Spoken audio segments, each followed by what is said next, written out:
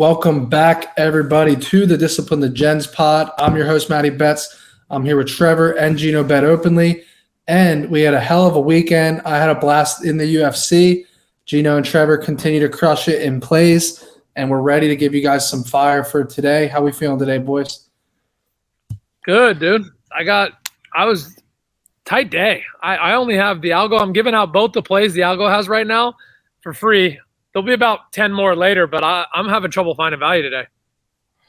Yeah, I don't have a ton this morning. I have one I like that I think I found some value in on college basketball. But I'm pumped, right? It's start of tourney season, right? So we got all the conference tourneys starting today, and this is when guys start getting hot. So this is one of my favorite times of the year. Yes, sir. Yeah, the volume of bets coming through is going to be high up. I love it. Who wants to start? Who wants to go first? You go ahead, bro. I'll go first. I got something cool today.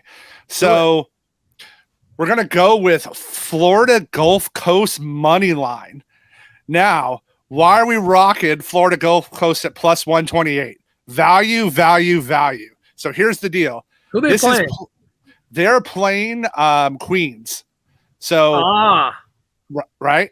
So the money's all over Queens, right? Like a ton of money went on Queens. This opened and it's gotten bought down. But here's the thing. This is so I could get it at plus 2.5 and pay the juice, but I model this as Florida Gulf Coast as a 3-point road dog favorite today. And then the money line's like plus 105 on the books. Yep. I got it for plus 128 at Bet Openly. I love it. I took every bet that was open. I bet them all. I love it. So, right. But when you're going to give me, 23 width on a play I already like, I'm just going to snap it every time and let variance play its way out. I see a couple good cappers on Queens, but just based on money movement, I'm Florida Gulf as well. It's not an official play for me, but I'll piggyback on you. I gave out this system in DD like a month ago, and then I abandoned it just because when things get too popular, they get overbet. But today I'm going back to the system, and it's a home dog against a top 25 team. I'm all over OK State money line. I got it at plus 115. This line is not right, and it's sticking. Baylor has 66% of the public bets. The majority of the money, the line sticks. Usually that only sticks if the underdog is getting the money line plays. Like the favorites come in minus 1.5, and then the other side gets like, hey, I'll take the plus 120. Not the case. More people on both Baylor money line and Baylor minus 1.5, and still the line's sticking. So this is going to be an old school Gino. I want to be in bed with the houses. The houses are better than me. They're better cappers. So I am OK State money line plus 115. And then my second play, really boring, guys. Don't judge me. But value's value. I have this winning at a 76% lick. I got Philly money line. And you're like, why on earth would you take Philly money line minus 200 and call it a play of the day? I get it. It's boring, but it is what it is. It's just simple EV. I believe Philly's going to win more times than lose. And the percentage I have them winning the game at, the amount of losses adds up, even with the minus 200. So my play of the day is going to be Philly money line minus 200.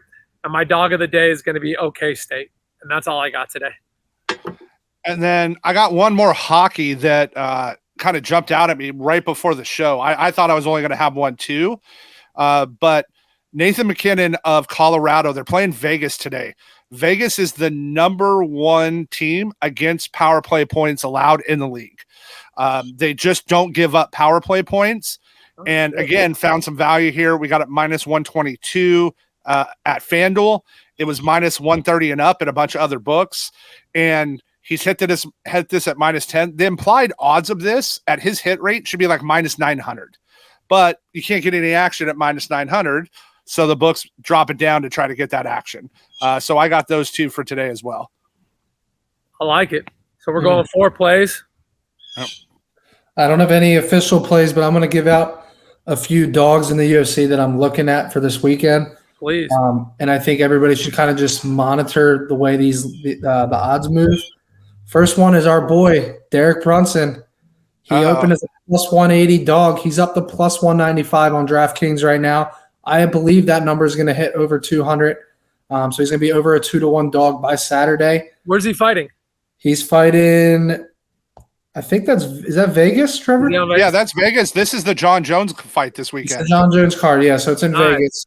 I think he's being, like, bias aside, I think he's being, like, drastically underestimated. Derek had some really good striking on the feet earlier in his career. They're saying, he's 39 years old and that his opponent could stuff the takedowns. But at this number, I think this is a really close fight. So I'm keeping an eye on that. I'm hoping it's going to surpass plus 200. A second dog I'm looking at is Jalen Turner. He is a really tough match. He was originally supposed to fight Dan Hooker, which he would have been easily a 3 or 4-1 favorite there. Now all of a sudden he's taking a fight against Gamrot, who's an incredible wrestler. Jalen Turner's plus 180. I'm going to keep an eye on that number because it moved from plus 140, I think, up to plus 180. And then in the main event, and everyone is going to kill me on social media this week, but John Jones and Ciryl Gane, this fight opened the round of pick'em. But when everyone hears the name John Jones, everyone is betting him. John Jones actually opened as a small dog. And when people saw that, they went ballistic. That's like, that I don't even know how to explain or what to compare that to in other sports. I mean, that's like betting on LeBron James as an underdog in the postseason or betting on it's just crazy, right? John Jones is considered one of the GOATs of MMA. How long has it been since he fought? It's been 2018, I think, 2019. Oh, fuck. It's been 5 years? It's been 3 or 4 years. Actually, I think 2020. Hold on, let me check that. It's been a long time, though. Yeah, it's been at least 3 years. And he's moving up in weight, right? This is his first time fighting at heavyweight. Oh my God. And so he's fighting who I believe could go down as one of the best heavyweights of all time. He's in Ciryl Gane. He moves like a 170 pounder, and this guy's 250 pounds. He's a freak. He is a freak kickboxer.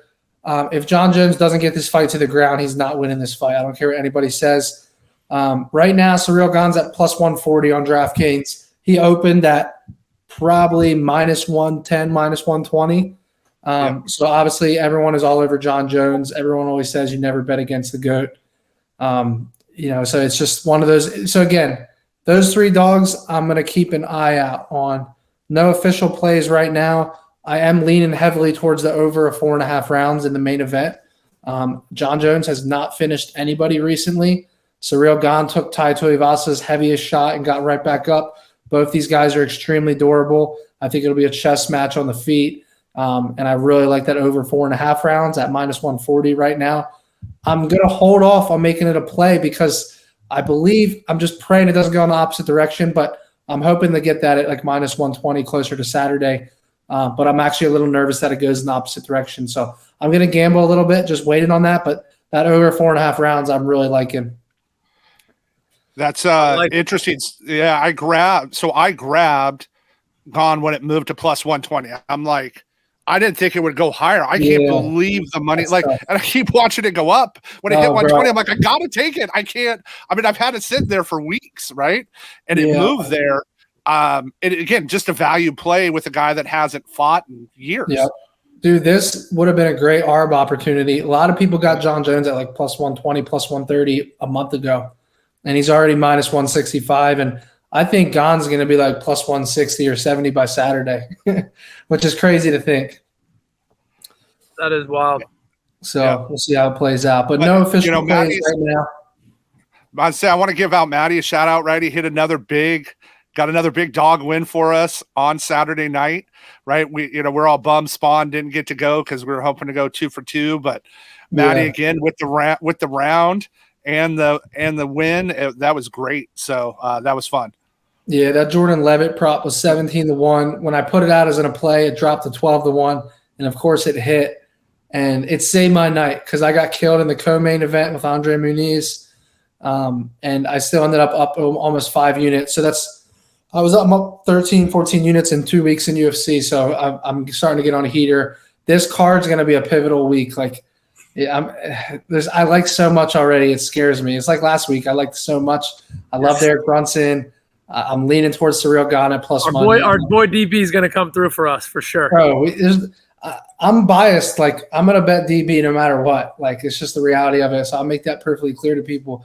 But 2-1 dog, like, Dresses Dupleix is not anything crazy. He struggled in a 3-round. He won a 3-round decision against Darren Till. Derek Brunson put out Darren Till a couple of years ago. So, MMA math would tell you that Brunson's going to win this. But Duplessis has some good power on the feet. So, and everyone's saying Brunson's 39 years old and his chin. But he lost to the top guys. Like, he lost to Jared Cannonier, who's a top 3 or 4 guy in the division. If our boy knocks him out, does he ride off in the sunset? I don't think so. I think he makes a title push. I think it's going to be tough for him to get there. But if he can get a nice finish in this fight and then get a nice win next year or this year, then he's right there in the mix. So we'll see how it plays out. All right. So I do want to give one quick shout out on how much we're crushing college basketball right now going into the tourney. Mm-hmm. We'll show the data. We're using BetStamp now so you can publicly track it. It's always been tracked. We're up, between you and I, Gino, we're up 15.5 units this month on just college basketball. You can't ask for any more than that. Like, that's right in hot. Yeah, like that's how you want to go into the tourney. And I'm super pumped. I'm 2 for 2 now on NASCAR winners. Generally, I hit 6 to 8 a year. Certain guys just do better at certain 2 tracks. In a row? 2 in a row, back to back. So we'll take it. There's not going to be a lot more 2 in a row. My wife will kill me if on the off season I'm watching NASCAR screaming at cars going in circles. I wouldn't even be able to get in the NASCAR if I tried, bro. I go to a race. It's fun. You got to go to a race. Yeah, to go live. That's true. Yeah. I got to ask your guys' opinion before we jump off. Yeah. March Madness last year, betting every underdog money line was up 16 units. This year, do you think we see another positive year, or do you think it's like the NFL was the past 2 years? 2 years ago, NFL March Madness, huge years on underdog money lines. This past season, NFL got torched. What is your guys' gut feeling on the underdogs in March Madness this year? Is there another St. Peter's run? What happens this year? Do you think it'll be profitable? Because I'm going to be in Vegas, and there's no doubt in my mind I'm taking every dog this year. I'm telling you what. If you want it to be profitable, don't talk about it. There's a reason my T-shirts say "Fade the Public." Yeah, right. It's not that they're fixing games; it's that the value evaporates when you lost 20 to 30% on every NFL game. That's what I'm trying to tell you is that 20 to 30% adds the fuck up. And but the nice thing is this is March Madness is a quick hitting season. Like NFL. No, I agree. Yeah. There will always be a Cinderella. You know, that's what we should do. We should each pick 2 teams and see if any of us can guess the Cinderella that we're riding with. Yeah. All right. I'm down for that. Yeah. They I'm torn on that. It's funny you say that. I was thinking about that this year on what I like there and the value. And I mean, we watched this weekend, right? We watched Miami crumble. We watched ASU hit a 3 to beat you up. Fuck Miami. Yeah. I had them in every one of my money line parlays. I wrote it off. I didn't even watch when someone told me they lost. I was like, "You're joking, right?" Yeah. And then ASU comes back, beats U of A on the buzzer beater. But again, Gino said it earlier. What I'm trying to do is bet with these very rich houses. I'm trying to figure out what side of the money they're on, because over time you're going to win if you can be on their side. Yeah. Let's recap real quick. So my college play of the day is going to be OK State money line. Yeah. It's a system I gave out a month and a half ago. Home dogs against top 25 ranked. I actually think that system cooled off. We rewrote it the first month. It was printing, absolutely printing. They were winning money line outright. Everyone got on it. It cooled off. I do believe this is one instance. People are going to have Baylor's win over Texas fresh in their mind. I'm watching just the money distribution here. Vegas is exposed on OKC, and they're locking in both the money line and the spread. That's my number one reason, and it's boring as fuck. Philly money line. I have Philly winning this game at a 70-something% lick. That's more than enough to be EV positive. Yep, and then I'm riding Florida Gulf Coast money line. Jump over to bet openly. You can still get it plus odds at any other book, but if you're going to give me 20, 15, 20, 25 width, I'm gonna grab it every time. And then, like I said, we're gonna take McKinnon under power play points tonight. We're getting good juice on that. I love it. And quick recap on my end. Keep an eye on Jalen Turner, Derek Brunson, and Surreal Gone this weekend. Also, I'm going to be in Vegas March 13th to 18th. If So anyone's out there that wants to come, maybe Gino will make a last-minute switcheroo and come, but probably not. He's got dad duty, so I respect it. Bad And dad Trevor, duty. you're welcome to come out too if you're able to, bro. Yeah, I'm trying to figure out what days. I'll text you and we'll figure when. I'm staying close. I made sure we're close enough that I could drive down in about an hour and a half. For sure. All right, Later, boys. my dudes. Take it easy.